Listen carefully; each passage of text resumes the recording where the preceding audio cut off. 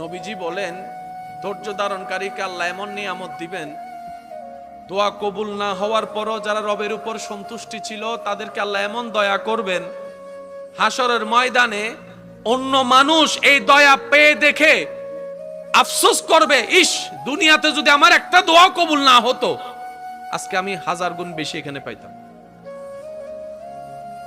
মুমিন কখনো লসে থাকে? বলেন না, মুমিন কখনো লসে থাকে? এই যে আমাদের গায়ে জ্বর উঠে, গায়ে জ্বর উঠে না? যদি গায়ে জ্বর উঠছে হা হুতাশ না করে যদি আপনি আমি সবর করতে পারি, গুনাহ মাফ। জোরে, আরো জোরে, মুহাব্বতের আওয়াজে। গায়ে জ্বর হলো গুনাহ মাফ, কাঁটা ফুটলেও গুনাহ মাফ, ব্যথা পাইলেও গুনাহ মাফ, পেট ব্যথা হইলেও গুনাহ মাফ, মাথা ব্যথা হইলেও গুনাহ মাফ।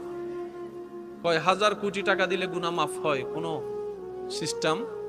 কিন্তু আপনার উপর যখনই যা আসে, মনে রাখবেন সবকিছুই আল্লাহর পক্ষ থেকে নিয়ামত।